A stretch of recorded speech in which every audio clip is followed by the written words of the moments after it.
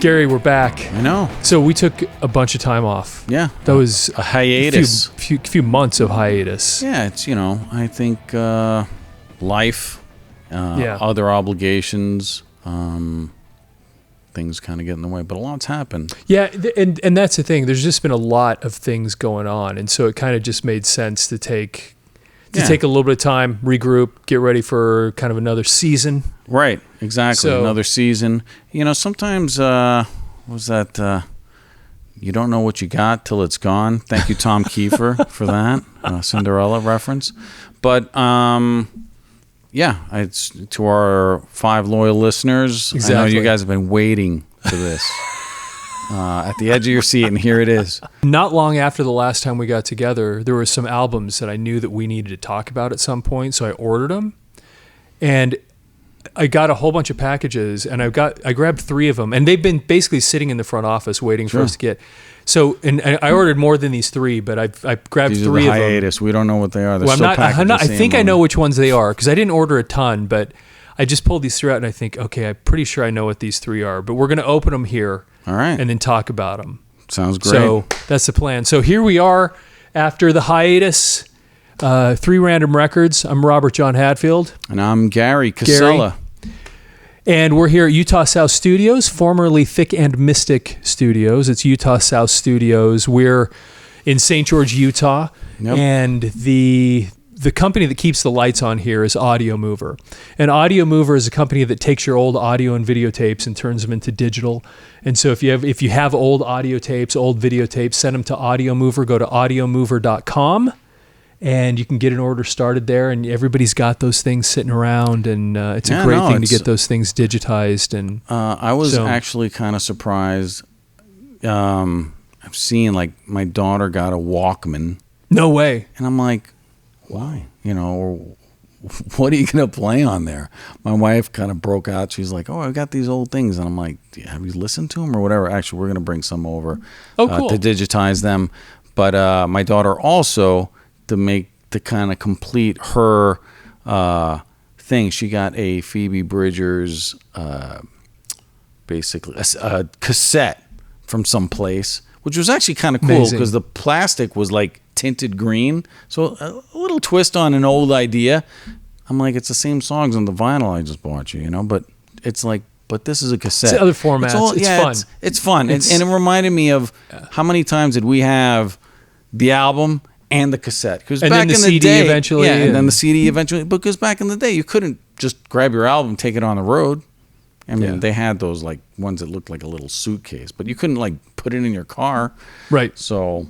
No, it was pretty cool. It definitely brought me back. Walkman,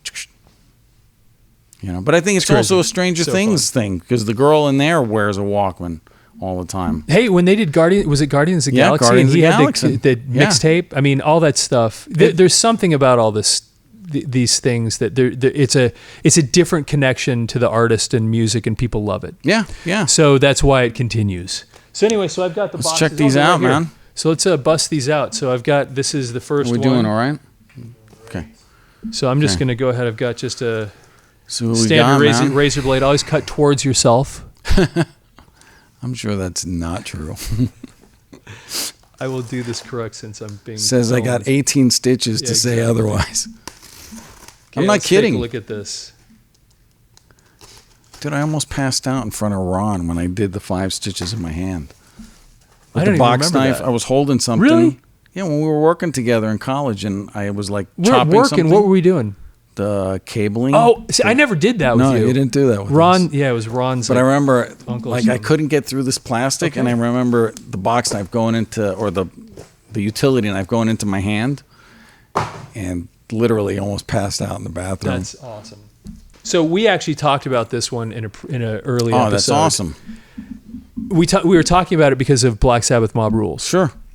And so I ordered this months and months and months ago because we had talked about the fact that this was one of the great soundtracks. Yeah. Even though the movie, you get misled by how cool the graphic is on the front because with the because it's an animated movie, cartoon type. I mean, hand-drawn type of animation. Yeah, no, it's I've actually looked for the heavy metal movie on some streaming or bootleg or dude. It is so hard to find. And it was the problem was, my opinion. I mean, and once again, I was just a young guy. It just wasn't very good. It was just kind of what carried it was this crazy soundtrack, right? And the movie itself was I thought. We saw it in a midnight movie, I think, when I was a kid. Yeah, we didn't. I remember didn't think there was some places that would play it like the last Friday of the month or something like that. It was like iconic. Yeah. So I got this because it was worth. Once again, it's a classic soundtrack, and it'd be fun to talk about all the great stuff that was on here. I mean, just look at the artist list here: Black Sabbath, Blue Oyster Cult, Cheap Trick, Devo, Donald Fagen. From I don't know who he's from. I can't believe I used to sing in a tribute band for these Steely Dan. Don Felder. Okay. Eagles. Right. He, actually, even though he got kicked out of the Eagles, he wrote Hotel California. Yeah, there you go. So Grand Funk Railroad, one of the great albums, closer to home, unsung album. Most people don't even know about it. Guys were so great. Sammy Hagar, of course, Sammy Hagar. Yeah. Dude, and his tune is awesome. His song Heavy Metal's on this one, isn't it? Yeah. Great song. It's your one-way ticket to midnight. Oh, I want it heavy metal. Oh my gosh. That's a great song. Journey, Nazareth, who's kind of unknown. There's actually they're touring today still, but I'm not even sure if there's an original member in it. How many people Stevie Nicks, of course, from Fleetwood Mac. What's that? I said Alice Cooper at least had like some hit, like Nazareth. Yeah. Who's buying tickets to Nazareth? Nazareth had the song Love Hurts. Yeah. And then they had Now You're Mess Hair of the Dog. Yeah, Hair of the Dog. So Riggs, I got to be honest with you, couldn't tell idea. You who they were. Trust, I'm pretty sure I have a record in front by Trust, but I couldn't tell you anything about them. But the rest of this, like big time, great lineup here. Yeah, the imagery again. Yeah, the picture cover, on the front. It's deceptive because you see this, you think the movie's got to be awesome. Gonna be awesome. Not to say, kind of, should I say, titillating in a way for a dude to kind of check that out. Yeah. I mean, do guys get titillated? I don't know if that's the right word. I don't know. Could be. Aroused. Another super cool image on the back. Somebody can correct us. I don't want to be. It's 2022. I don't want to say something. Yeah, wrong. we're gonna whatever it is, it'll be wrong. We're gonna have to take me to HR at Utah South Studios. Yeah, call legal. That's me too. Okay, so cool image back here. Once again, I don't even remember the movie, but it looked nothing like that. No, it didn't. Nothing like that. But it was still. So let's take a look at who's on this side here. So this one's Black Sabbath, once again, Mob Rules, Blue Oyster Cult, Cheap Trick. Oh, so it has the list. Riggs. You're going to see what Riggs is Radar Rider and Heartbeat, and Trust is Prefabricated. Yeah, probably. I don't know. I couldn't even tell you. Oh, Don Felder. He did the song Heavy Metal too on here. Really? Yes. Now, not Sammy Hagar's. So, okay. And when you realize that Don Felder wrote it, you can start hearing the Eagles in this song. No, okay. Take a ride on heavy metal. Baby, won't you drive I still can't believe you can pull it out of the box and you're singing along. You know the song? Haven't you heard that song? Dude, no. Okay. It's a great song. And when you listen to it, once you realize who wrote it, all of a sudden it's like, oh my gosh, that does sound like it could have came off an Eagles tune. Okay. It's such a great song. It's a great tune. We talked about the Mob Rules, Black Sabbath. Oh, Blue Oyster Cult, veteran of psychic wars. That's kind of a weird. You see me now, a veteran of 1,000 psychic wars. I've been living on the. Oh man, that's a great tune. Love that one. Cheap Trick had Reach Out. I don't know, Reach Out. That's a great song. It's got like a weird keyboard intro. I don't know that one. How can you know the first two when you don't know the third one? But I know the fifth one, which is Devo. Cheap Trick has two on here. I don't know the Devo. Working in a coal mine, going downtown. Working in a coal mine, whoop, about to slip down. Yeah, that one. Yeah, that's on there. So that's on here. Donald Fagen. I don't know the song that he did on here, but once again, he's a it looks like this opens up. So it opens up. I don't think we have this camera set to see. Oh yeah, we do. We can see the whole thing. All right, cool. Well, some of the imagery from the movie itself. Obviously not like the cover or the back cover. But that's actually some of the... Yeah, this is what it actually looked like. Yeah. I mean, it looked more like a Disney type movie, sort of.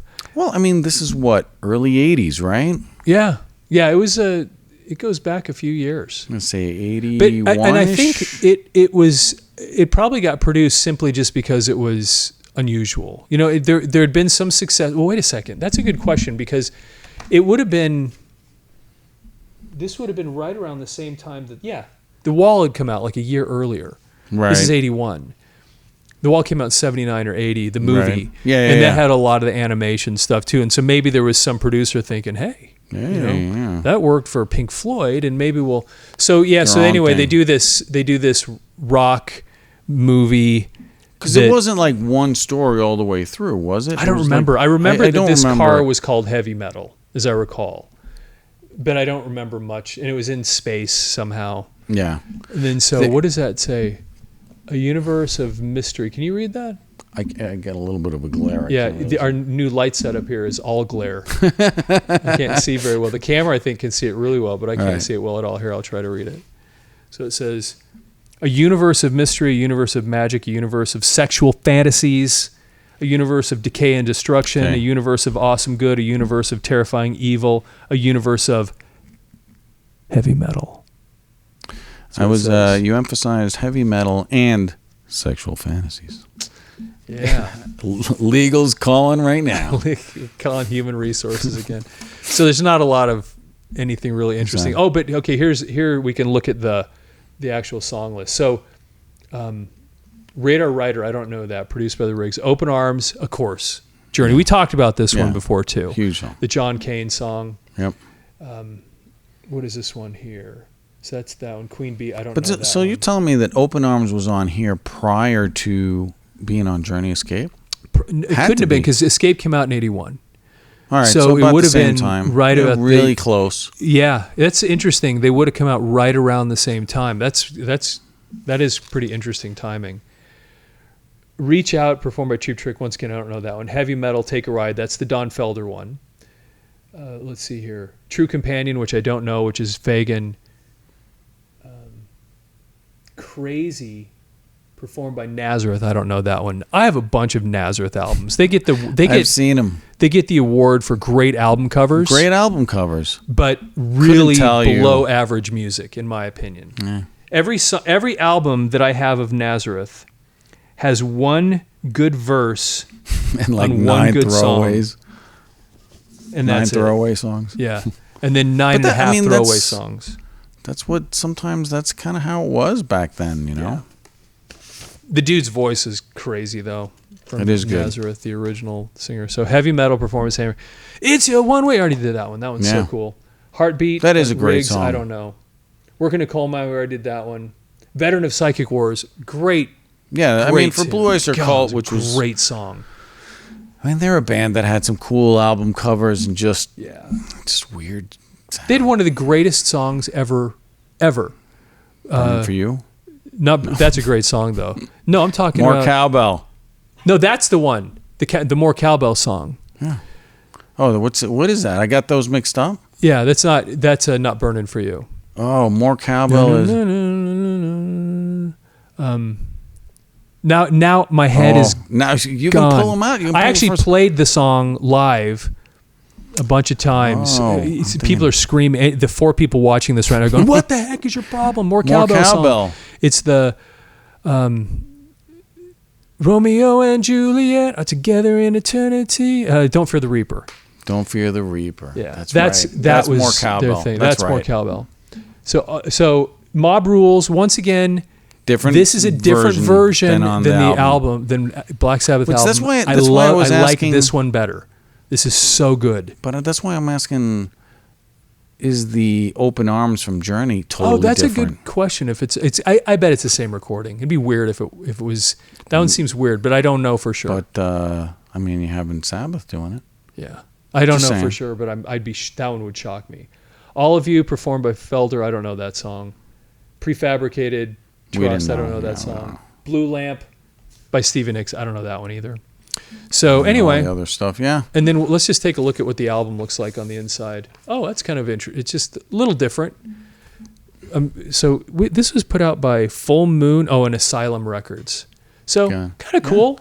That is pretty cool. It has a kind of an interesting label. No laser graphics or anything in there. No, nothing super interesting. And I always take a look at these just to see if there's something unique or that would be fun to look at. But soundtracks are slightly less artistic and fun like that because it's a committee.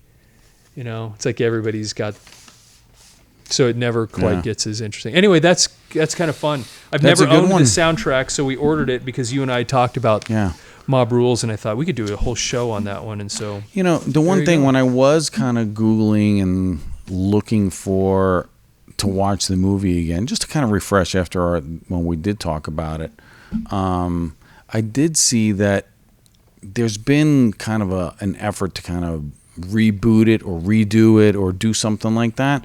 But then there's like this new movie that's out on Netflix. It's called Love Something and Robots. Oh, wait a second. I think I know what you're talking about. Yeah, Love, War and Robots. Thank you. By the way, Kevin is here. We didn't mention him at the beginning. He's here keeping us rolling. Yeah, thank you, sir. And for your input. And input, yes.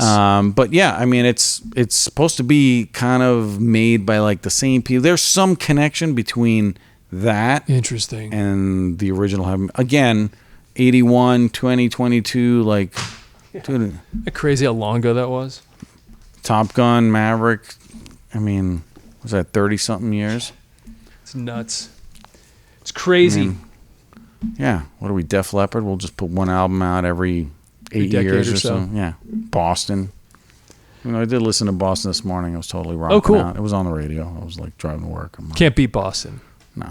They're awesome. So this record that we're going to pull out now, I ordered this one. This one is another one I got off of eBay. Bossa and Roll Records sent it to me.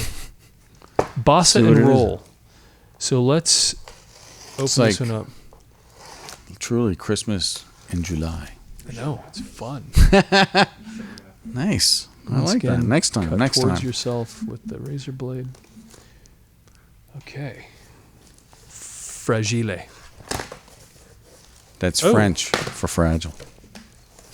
Okay. I am so excited. To show you this. I just need a moment. I'm so excited to get this one out. Come on. Because you and I have a history with this album. Okay. Oh, yes, that's awesome. EZO. You're the one that introduced me to these guys, right? I believe yes. Yes. Because they obviously, see, I got into them. Look. So my backstory with EZO is, I got into them because there was a Gene Simmons connection, right? A Kiss connection. The second album they put out, Gene Simmons produced. And actually, he produced this one too. Yeah, I don't think he had anything to do with the second one. No, he did. I'm almost positive he helped with the second one too. I had no idea he produced this first one. But because they were, first of all, this album is heavy and just so awesome. For anybody that doesn't know, dude, these guys have, and this is why I'm getting goosebumps, because I love these guys. They are on my frequent playlist. Me too. Between this still. album and Fire. Oh, I'm 53 years old. You introduced this to me 500 years ago. 500 and years ago. I still dude, it's awesome. Love this album. There is no rock singer that sings like this guy. First of all, we talked about how I think the guy from, he's in Kiss now, but from who am I thinking of?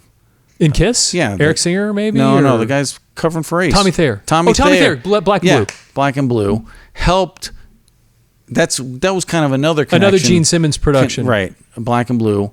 And so when EZO was recording this, I think the story is Tommy Thayer was helping the singer because they spoke no English, strictly Japanese, to kind of pronounce the words right. So, I mean, it's sounds kind of weird, when he's pronouncing, but he's singing in English. Look, this album's just awesome. I can go track by track. There's nothing bad on this album. No, it's the guitar heavy. tones are so unique and awesome. They're almost like, oh yeah, dude. Oh man! But the way that thing starts, that first House of a Thousand Pleasures, House of a Thousand Pleasures. Oh my! It's awesome. Gosh, it's great. This is seriously just great. Yeah. And you got to play this like seriously on 11 because it's just the bass, the drums, the guitar. All of them have insane, awesome chops. Not to mention the sounds, the way this was recorded or however, it's only a 3-piece, but yet they sound amazing. Amazing, just full. And then you got the singer. Yeah, one guitar, bass, drums. That's and it. They kick ass. Yeah, huge like sound. straight up.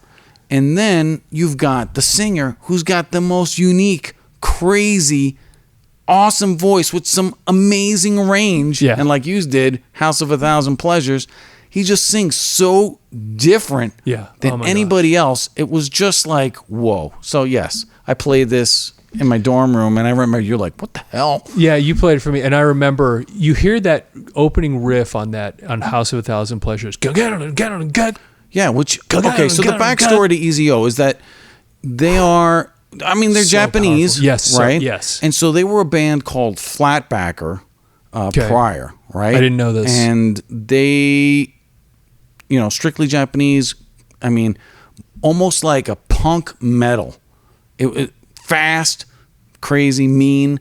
They got some awesome songs. I can't tell you what they are, but I mean, one is they'll come to me, but they sound awesome. Flatbacker, and the opening riff to House of a Thousand Pleasures is off another song that they had. Really? That was redone. Yep, totally. I'm 100%. Wow. Yeah, no, but dude, if you got a killer riff, I mean, no, that's really interesting because, like I said, I knew nothing about that. No, but this was my introduction to these guys and that sound and that. Sure, I had no idea. Over the last 500 years, as you saying, how do I look? 500 years old. But I mean, the truth is that they're awesome. They were absolutely spectacular, and then they come out with this too. Yeah, a total look, which again. I mean, because what else was coming out of Japan at the time? Loudness. And this, okay, I liked Loudness. Akira Takasaki, great guitar player. The singer, they were good, but they did not even touch this. They weren't even close. Loudness was more like pop metal, American metal, something. Yeah. This was so different. It was so powerful. It was produced so well, man. I mean, and then the imagery that they, the makeup, and it is reminiscent of Kiss, of course, right. The makeup, but it's not like Kiss though. Look at that. It's like they just went over the top with this stuff. The whole kabuki, if I'm pronouncing that right, forgive me if I'm not. But dude, the guys are just awesome, so and good. The thing is, I remember seeing this dude with that hair, and I thought they're just not afraid to just be just over the top, everything about it. The music and the music was and so I want to say, like, I've tried to Google and find things about these guys, like what have they done since, whatever. And I want to say the guitar player, which has got the highlights in his hair, I think he was like a chef, like no kidding, down in like Miami at some fancy restaurant or something like that. Yeah, no, I'm not kidding. That's found that off some website or whatever. Accurate, I don't know. Okay, here we go. We're going to go through these songs. House of a Thousand Pleasures. Great. I mean, like you said, the opening riff. First time you listen to it, you'll love the song. Yeah. You don't have to listen to it twice. You're halfway through the song and you're like, I love this song. And dude, his vocals are, like I said, his vocals are crazy, bro. It's so great. So what do you got next? Flashback Heart Attack. Oh man. Come and take me away. It's crazy. Thanks, Mr. Midnight. Come in, Mr. Midnight. Isn't it so? That song is cool because it's like slow. I don't know. It's just, again, another great like blend because they were like heavy but slow, and then you got the singing over there, just plodding. Yeah, dude, it was awesome. Here It Comes. Great tune. I Walk Alone. I Walk Alone is fast. That kind of is more of a throwback to like their Flatbacker stuff. because it's like fast. Like the riff is like, and it's like, I walk alone. Here It Comes is the one that's on my playlist still. I still listen. I mean, yeah, and I Walk Alone. It's great. And that one's got a good riff too. Okay, but then you want to talk about one that just rips the paint off the walls. It's the next one, side B for song, Destroyer. Destroyer on leather wings. Dude, oh man, I think my throat hurts just from listening to it because he is belting. I mean, how is he still speaking today? Like, it is amazing. Yes, I'm crazy EZO fan. Just saying. Big changes. That I remember Darren just busting my chops about that because that song is so repetitive. Big changes, never way. Big change. That's right. That's right. I remember that one now. And Darren's like, seriously, is this song called that one Big now. Changes or whatever? I'd forgotten about that one. Yeah. Kiss of Fire. That was like their single. Ooh, Kiss of Fire. I'd forgotten about it until right then. Now I can sing it again. That's great. And I don't remember Desiree. That's like a punk. That's super fast. I don't remember that one. I don't remember. Desiree. I just remember you could listen to this album front to back and be thoroughly entertained for a lot of reasons. The entire time. Everything about it's good. Dude, it was really, really good. Okay, here's the insert. Which I don't know what this image really is. It just like all their makeup's kind of combined. Some sort of thing that looks like it would be because it's on the back of the album too, right? Yeah, like it's the eyes and something. I don't know. That's Gene pretty Simmons cool. marketing on Geffen, which was a big label at the time, which tells you that they expected this to go. I think Black and Blue was on Geffen too, weren't they? Probably. So, which would kind of explain these connections between them a little bit. But now here's the thing. One of the things that made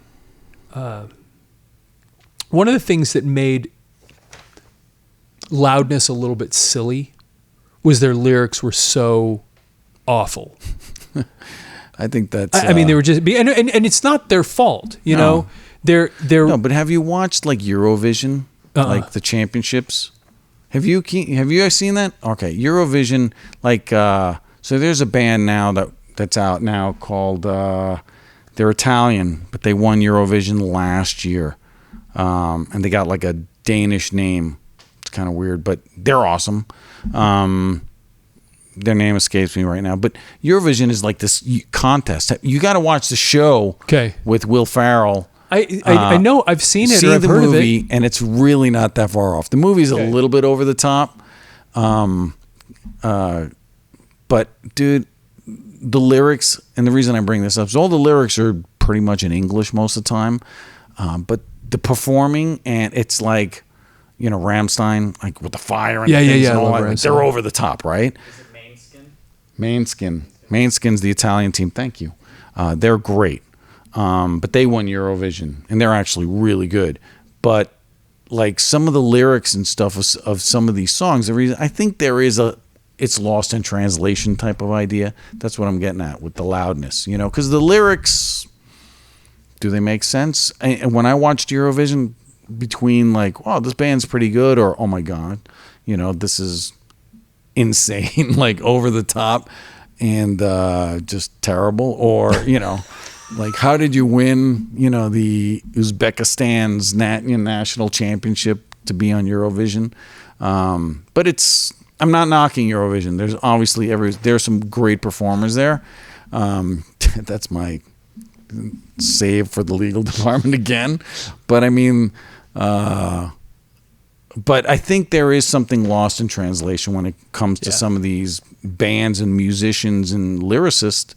That, I mean, they're not putting these words together, but go ahead. What my point was with it, this wasn't nearly as laughable as Loudness was. No. Loudness stuff was just, sounded like Japanese people trying to sound like what they think American metal singers are singing about. Okay.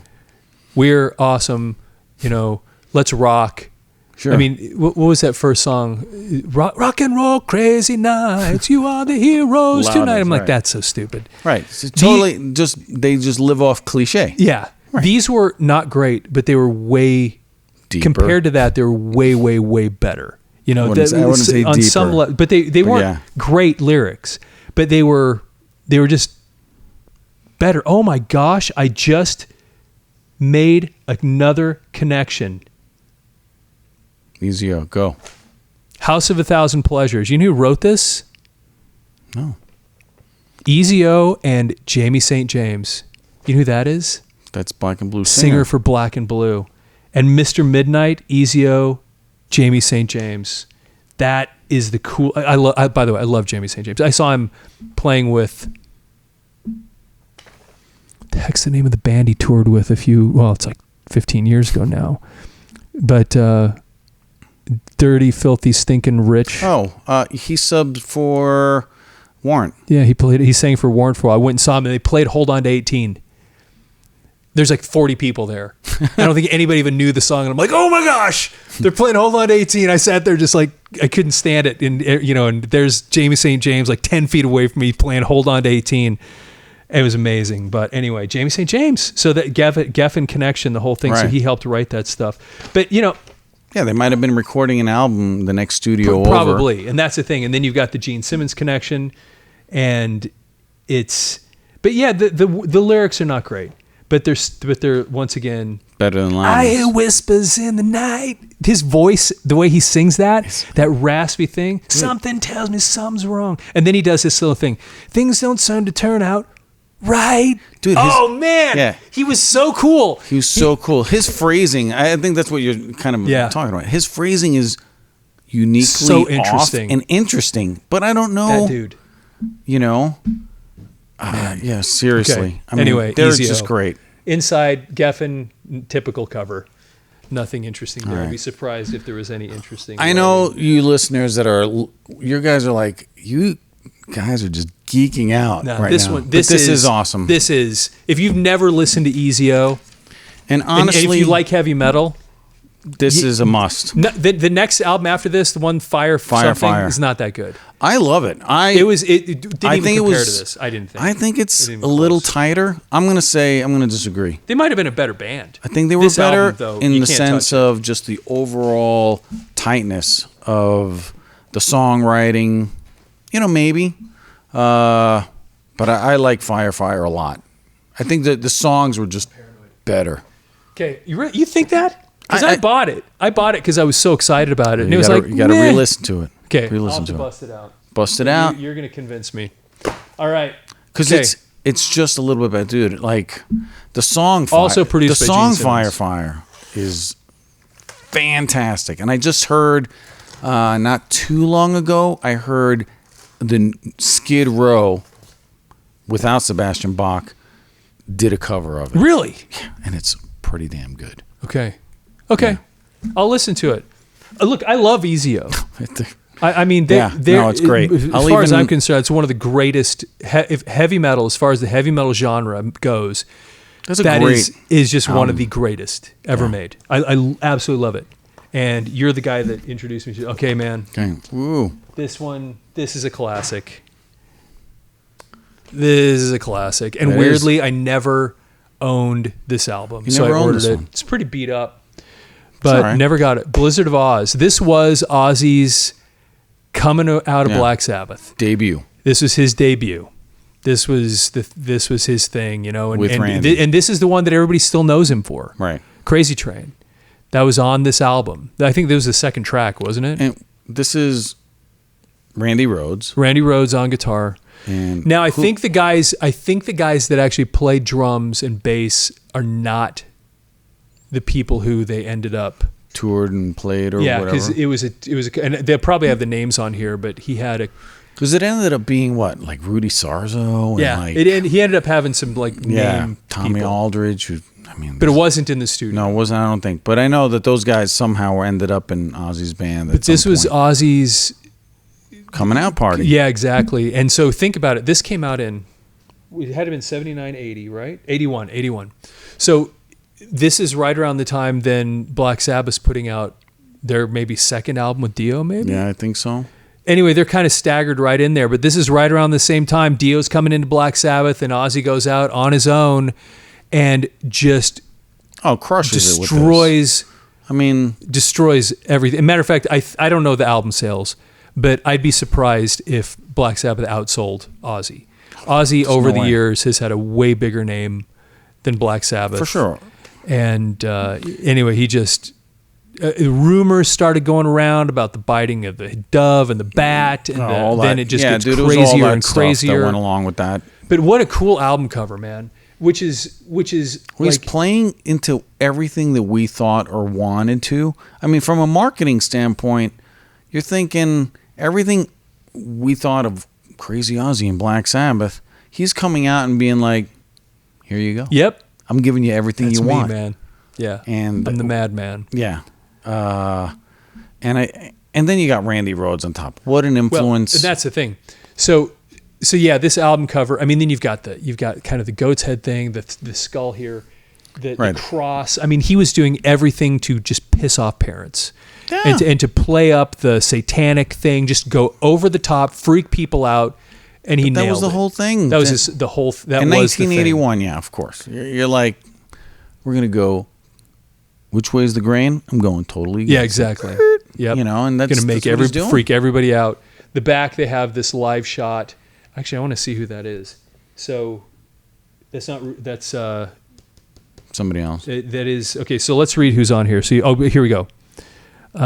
Ozzy, of course, singer. Randy Rhoads, guitars. Bob Daisley was on the bass, and then Lee Kerslake. Yeah, where are they? Was today? drums. Yeah, exactly. I mean, they were the guys that made this sound, but I do not think that they toured on this. They were just the studio guys. But of course, Randy Rhoads toured on this thing, and he ended up being just one of the. I mean, I still see, because I'm on a few different heavy metal type Facebook pages and things. I see Randy Rhoads stuff pop up all the time. Dude, still, he's transcended legendary stuff, and I think he's amazing. Yeah. He really truly changed the course of rock and guitar playing. Really, yeah. He was probably almost. It's hard to make people more influential than Eddie Van Halen and Jimi Hendrix. I mean, it's hard to pick anybody more influential. But then you start going down to the next tier of influence, and I think Randy's right at the top of that thing. I mean, and you might go, Young Wee, Jay Malmsteen. He made he's his kind of impact. Right behind. Yeah. I think you got those guys, but Randy Rhoads, and obviously dying early and all that stuff, which tragically just grew the legend, right? Yeah. So here's the insert. This album is really beat up, but Ozzy Osbourne-Blizzard of Ozz. It's weird. I've actually never seen this because I've never owned this album. Yeah. Which is weird because I know every track. Right. I've listened to this entire album many, many times, but I just don't. I never owned the actual album. And all the lyrics and stuff. So let's go through this real quick. So I don't know. Great. I mean, it's a great tune to start your new career off. Don't ask me. I don't know. What a cool tune. People look at me and say, "Isn't it the final day?" I mean, yeah, that song was just awesome. He was anyway. Great song. Of course, Crazy Train, second track. Dude, tell me what sporting event you do not have that playing. I. Still. And what's interesting is it's in a major key. Once it gets into the verses and he's singing, right? It's actually a really upbeat. We think of it as heavy metal, but it's in a major key. Oh, but that's the Randy Rhoads. Positive. That's the Randy Rhoads influence, right? And you get into that guitar solo, man. It was so good, so cool. And as a matter of what's interesting about it, especially, is when you think about the first. Now, this is a weird connection, but when you listen to the opening, if you listen to the opening on the Black Sabbath's first album. Bum bum bum. Right. Has this little plodding thing, and then gun gun gun gun gun gun gun gun gun gun gun gun gun gun gun gun gun gun gun. Crazy Train. Dun dun dun dun dun dun gun gun gun gun gun gun gun gun gun gun gun gun gun. And it's a very very similar riff. That's pretty interesting. It's interesting because I noticed this a long time ago when I learned the opening riff to Black Sabbath and then the opening riff to Crazy Train, the guitar lines. I'm like, these are not that different. Huh. And there's actually a part, I think even in this song, or it might have been on the next album, where they do the little dun dun dun dun dun dun dun dun dun as part of his solo. So they have these little nods, nods to the previous. Here you go. It's pretty interesting. Anyway, I think Randy is so good, and just a musician's musician, schooled and trained. Like he could throw that all in there, right? Is D on this album or the next one? Because that's a little acoustic bit he wrote for his mom, right? That they put on the album. I think it's the next one. I think it's on the next album. You think so? Well, it's right there. Yeah, D instrumental. That's it's him playing acoustic guitar. It's awesome. And so Goodbye to Romance, slow song. Goodbye to Romance. Then every track on this is really good. I had this on cassette. I didn't have the LP, but I do remember listening through Suicide Solution got him in trouble. Right. But that's a great song. Great song. Mr. Crowley. Mr. Crowley. Dun, dun, dun, dun. What they doing? Yeah, I mean, it's once again eerily classic. Crazy. Again, how many people are Googling back in those days? Well, they couldn't Google, right? Yeah, they couldn't Google exactly. back then. So you're looking up, going to your library and going, what's Mr. Crowley? Whoa, what's that guy talking about? Yeah.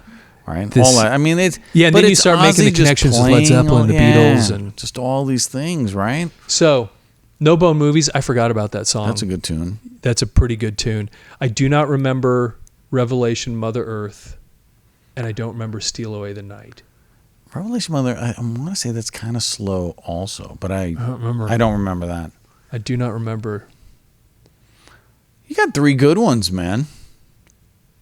Yeah, and interestingly, just looking at these real quick, Words and Music, Ozzy Osbourne, Bob Daisley, Randy Rhoads. Randy Rhoads gets a writing credit, it looks like, on just about everything on here. Bob Daisley's like, thank you for my retirement. Yeah, exactly. Probably put all his kids through college and everything. But Randy Rhoads, man, he was such an important part of heavy metal for sure, but rock music in general. And so these are, anyway, these are 3 really cool albums. Dude, that was great to have. I never owned any of these actually in the vinyl, so it's kind of fun to get them, even when they're super beat up. Matter of fact, it's really funny. I was talking to somebody about this the other day. When I was giving away those records at the radio station, I was giving away the original, like the old records, and I thought, I don't really want the new printing. I want the old one. When I was at the record store, I want the personality. I don't mind this. Right. That means something about it that's like, this is real, man. This is the real thing. So when I was giving away, I actually, at first I thought, are they going to want an old album? I thought, you know what? That's what I would want that. I don't want to give me a new one. Yeah, I want new version. That's what I found interesting when I went to the record store. I'm going through different things like Twisted Sister or whatever came to mind that I'm like going through. And I'm like, this is like a new printing. I want the 1980-something printing. Yeah. And they just weren't around. For whatever reason. They're getting hard. Look, they're getting these harder actually and harder. are not cheap. I ordered these on eBay, and I was shocked how much money they were charging for these. I still paid the money, but I was... it's what it is. I mean, it's cool to see the vinyl coming back. Yeah. But super fun, Great finds, man. Yeah, anyway. So, it's fun. Hey, thanks. Audiomover.com. Thanks for watching. Audiomover.com if you want to get your old audio and videotapes converted to digital. And 3 Random Records. Please follow. If you have any comments, please comment. Tell us what you think about this stuff, or if there's other types of music that you want us to, records that we can order, that we can talk about, or what have you. Just let us know. We love comments, and we actually interact with all the people. Kurt. We love EZO. Hey, Kurt. I know he'll be watching this. Yeah, absolutely. Exactly. We definitely, it's been a long time. We appreciate you guys for being patient with us. Thanks for following us, and YouTube, we're excited. TikTok. We're going to start having some stuff on Instagram here pretty soon, and we're on Spotify. On Spotify, if you want to listen to these, they're all there too. So anyway, take care. Thank you. 3 Random Records is a production of Thick and Mystic Media. and is recorded in Utah South Studios, located in St. George, Utah. Don't forget to visit audiomover.com to convert your old audio and videotapes to digital.